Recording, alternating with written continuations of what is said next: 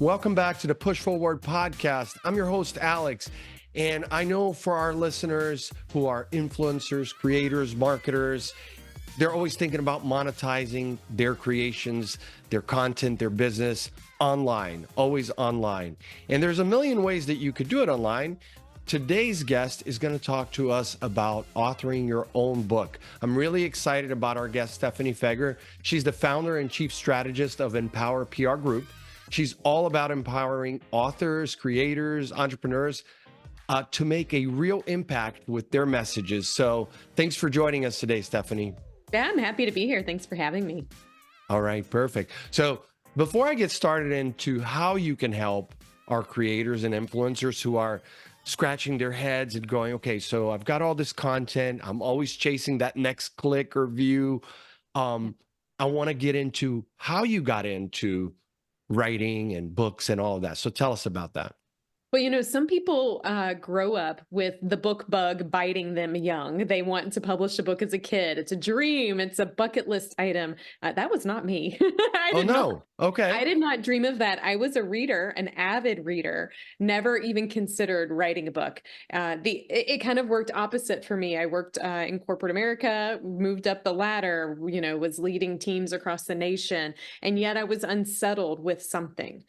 Something wasn't right. I remember telling my husband once, if this is what success is, I don't know that I want success. Like I want success, but this isn't fun success. And I was in the thick of my pregnancy. So I had a lot of pregnancy insomnia, found myself in the middle of the night going, I think I need to process some things. So I would go to the computer screen, close my eyes, put my fingers on the keyboard, and words would just come. And as the words came, I started to kind of process life and see the world a little bit different. And before I knew it, it started to shape and evolve and adjust how my inside feelings were expressed outwardly. And I remember my friend and I were working at the same company at the time, and we had gotten wind that the organization was doing some layoffs, some shifts of layoffs. And, I remember people going, oh, well, your team will never be laid off. Like, you're so desirable. You're so needed. And I remember going, oh, but, we could, right? Like everybody is a chess piece on the chessboard. And so I remember going, we need a plan B. What's our game plan? If after a decade here, this isn't where we're supposed to retire from. And my friend and I got on a call and she's like, well, what would you do if you weren't here? And I said, I have no idea. What would you do? She had no idea. So we flipped the switch. And instead I said, well, what do you think I should be doing? And she said, well, I think you should blog.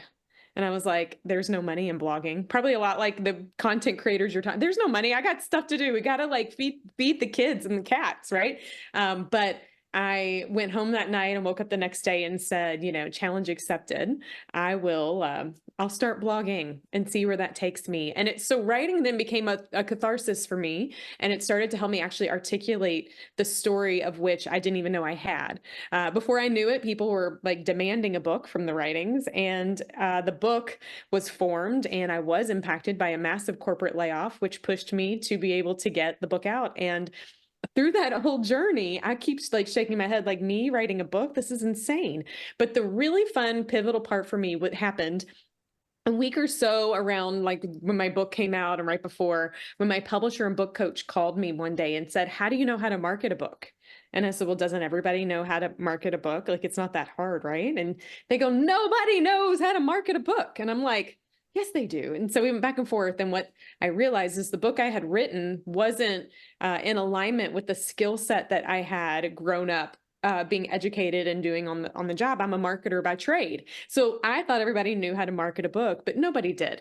And so what formed from that was this pivot in my life where I started to find myself very connected and understood by entrepreneurs, content creators, people who wanted to be authors, or people who saw books as a conduit to build and grow business. I was this hub because I understood all of it, from the writing to the building the business on the other side. side. And so I never would have expected a book could change everything for me, but it did. It created a business for me. So the Empire PR Group is a boutique business to help nonfiction authors and business owners who want to use a book to build and grow a business. But it also is a place for me where I realized the power of what a book can do in marketing. So it's no longer you're just the person who is talking about something on stage. You're no longer the person who runs a business on it. You're the person who wrote the book about it. And it changes how people understand you, how people see you. It opens doors in ways that you would never expect, and it extends your reach much farther than you could ever do alone. So I'm pretty passionate about the power books. I love that story. And I myself as a marketer have run into the same issues when I wrote my book early on in the pandemic. And it was like, yeah, I thought that my team and everybody was just going to market it for me. And you see that there's so many different phases to getting the book successful, right? And we're going to talk about that. You're going to give us all the X and O's. I found out the hard way and how to pivot even that book in selling it in different channels instead of just relying on Amazon, because that's just one little option, right? So tell us, for those creators, entrepreneurs, as I said, who are online, haven't thought about doing a book because maybe it's a daunting, it's a big challenge. It is. You have to really commit to it. And so for those even thinking about it, why do you think that it would be a game changer for their business? Well, first of all, if you're out there creating content already, you have a leg up over anybody else. We live in a world where we think we have to always create new, but it's a really smart business owner that works smarter, not harder. And so my first book, I blogged all the content. So when I decided to pull it together, it was beautifully ready for me and I got to package it up. So now as I write more books, I'm on book number 5 now. I'm really strategic with the type of content that I write and create in the world, because it's very easy for me to transcribe it, to leverage it, to actually use my content as a testing, ground to see what people need and what they don't need. And so I'm able to put stuff out, see how it is. And then I have all this content that I can pull. So for those who are listening that are content creators, like, dude, you are ahead of most people because you have all this content. And if it's just out there in cyberspace, unless it's connected to your website or it's helping with your SEO, which is all beautiful stuff, it's kind of poof, gone, right? Well, don't let it be gone. Like, package it up in a way that makes it easy for somebody to get a taste of what you bring to the table.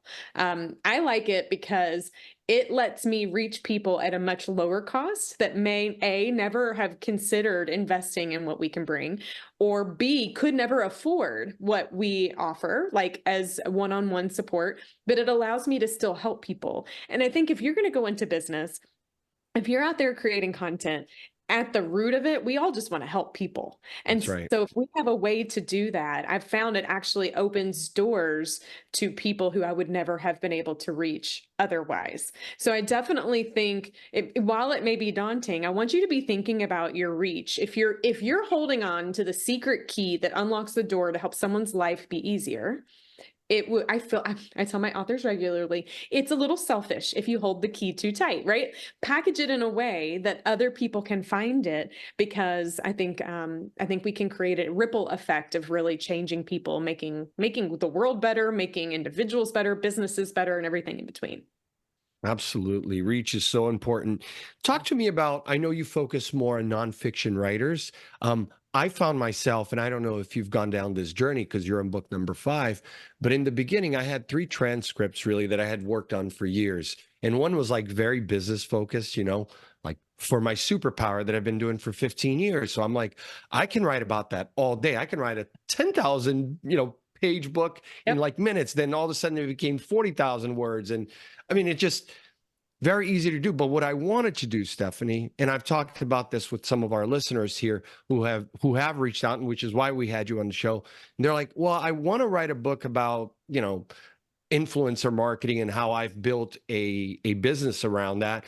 But that's not really what I want to do. I have this story, right, that is fictional, mystery, whatever. And I'd really like to do that. And I share with them, Stephanie, that I went through this same push and pull where I had these stories that were going to be mostly fictional.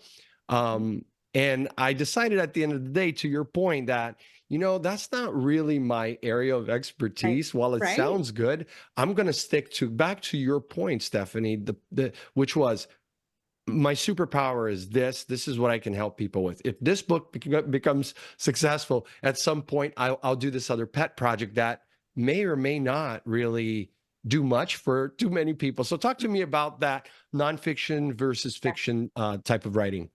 Well, the reason the Empower PR group tends to help nonfiction authors is because I know what a nonfiction book can do for business, Okay. right? Like I know that a nonfiction book opens business doors. It's a $5 business card. It gets you on stages, and it is something that people need. I talk a lot in with authors and with anybody in the marketing space about the difference between needs and wants. And Okay. when you think about the people that you're trying to reach, your clients, you want them to need you. You don't want them to want you. If they want you and your service, they're going to have to save up. They're going to be thinking about it. I tell authors that's the beach read, right? Like, oh, I would love to read this book one day when my toes are in Yeah. the sand. Well, what happens if they forget? Well, they probably will forget, and they'll pick up the book they found at the airport right before they land or whatever.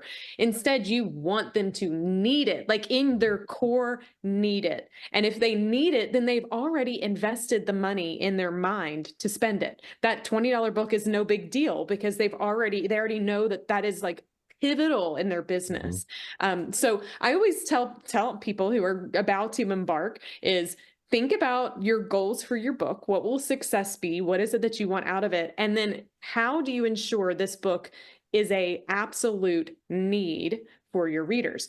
Now, there's this that's why we tend to live in the nonfiction space because it's a Yeah. lot more clearer there. In the fiction space, it's very foggy. But I do think we can learn from one another. I think if we just write a business book that's all factual, I actually Mhm. don't know that the book will resonate with people as much as if we integrate storytelling into that. So I don't know that it always has to be an either or. Many times I you agree. can interweave it, and I've actually found that people walk away and remember the stories. And so if we can integrate storytelling into our knowledge sharing, I think we'll have a greater impact. But listen, I'm like over here working on a fiction book too, so it is a Yeah. pet project. And I think that as Yeah. writers and authors, when we allow ourselves to explore other genres, whether we ever We publish them grow. or not, we grow, We we become grow. better writers, we become It better is. articulating. So like don't shut it down, but just I really do want you to think before you put metal to the pedal that you figure out what your goals, successes are and what your audience really needs. Yeah. That'll be the best focus for you. Absolutely. I love it. So speaking of need, Yeah. in terms of effective marketing strategies to get those books in the hands of people who want it, need it, and are going to buy it, Yeah. um, talk to us about some of those strategies. Well, there's a three-step approach that I've kind of honed in on over the years. I call it the author impact method, and I want you to think of it like a rock being going in water, and there's like a ripple. Mhm. The inside is the rock, and it's what every author and everybody who writes a book overlooks because it's not fun, it's not sexy, it's not what you want to do. But if you don't do it, there will be no ripple, and that is what I call your platform. We've heard of the word platform. I think we understand platform, but we don't understand platform. This is maybe some of your listeners understand it better. If we're online doing online creation, we understand the power of creating a place where conversions happen, right? So we Mhm. want to make sure we have clear messaging. We know our brand and our voice, that it's all consistent. So it's like we know where we're going to show up. We have a website. We have visibility in the right social channels. We're showing up consistently. We're clean, we're crisp, our messaging is tight. This is our platform because if we just go out and do the fun things, no books will ever sell, no business will ever convert, etc. It's the one everyone overlooks. No one wants to do that part. Like the platform's not fun, right? Most people Right. don't want to just, work on that. But when you have a strong platform and it gets thrown into the water, I always say, follow me for this analogy because it's kind of silly, but it's a good one. When the rock goes into the water, the top of the water always goes down and it's like, hey, rock, like, welcome to the creek. Like, you're welcome here. We like you. And then if they like you, it pops up really big and it goes and tells the rest of the water about it. When we think about when we write a book or grow a business or Mhm. whatever, We also overlook the biggest ripple in the Mhm. ripple effect, which is the people who already know us, love us, trust us, believe in us, want us to succeed, but don't know how. And these are the people we're Mhm. already connected to. There are warm and hot leads. We tend to jump right over that and want to go be on podcasts or go speak for a living, or we want to go, be on television, or we want to go guest blog places, or we want to like just go elsewhere. But what we Mhm. should do is make sure that if we have a strong platform, the people that we're connected with are able to refer us, Okay. are able to recommend us, become a part of what we call in our side of the world a launch team or a street team.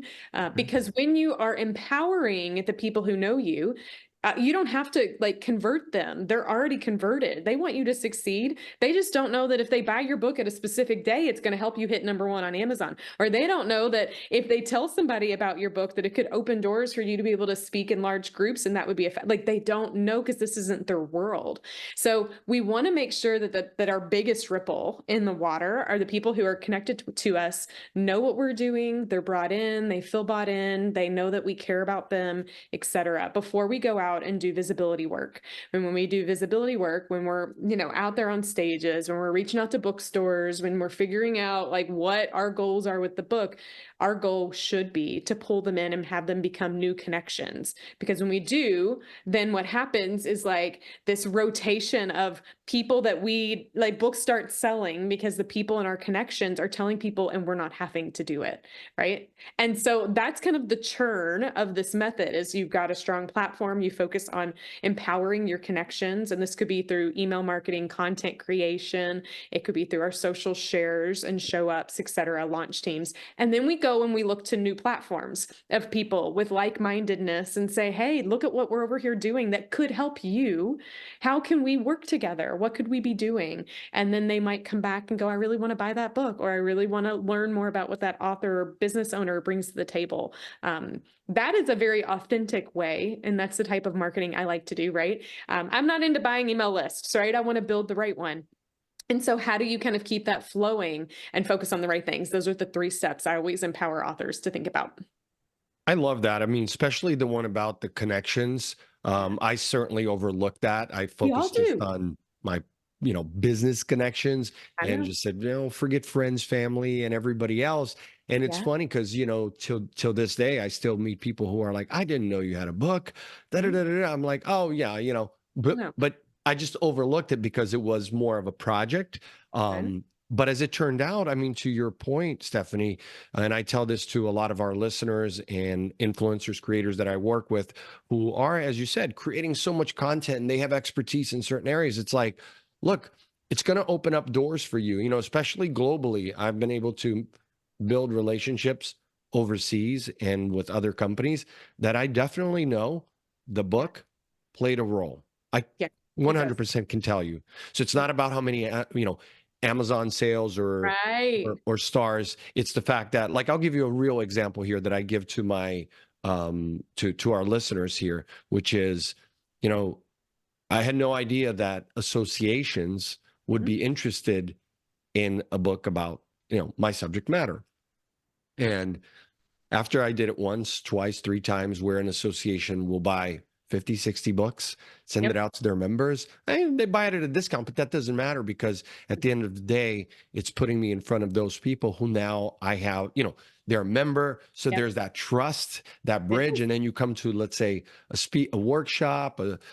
a speaking engagement, and they're like, hey, I read the book. And it's just, Yeah. it adds so many layers to Sure. your, um, to, which is something that's so hard to do, as you know, online these days, to position yourself as an expert, Yeah. because sometimes we can't distinguish. And Mhm. this, I know our Very. listeners who are influencers and creators know it's very hard to distinguish between the people who really have the expertise and experience versus the ones who are not. By doing the book and doing it properly, like the route that you take them through, I Yeah. think it just adds more to the credibility, right? It absolutely does, and I have a real world example just like you to share because I was in the same boat. And listen, you mentioned that that it's easy and hard to overlook our connections. My team yells at me every book that comes out, Stephanie, we're not telling our people, and I'm like, I know, and I'm like, why? Because it's uncomfortable. I Yes. afraid that they're going to remember me as like a bratty teenager or kid in Right. diapers. Like Yeah. Stephanie is like not that person, right? But it's not true. They love us and they want to help. They just literally don't know how.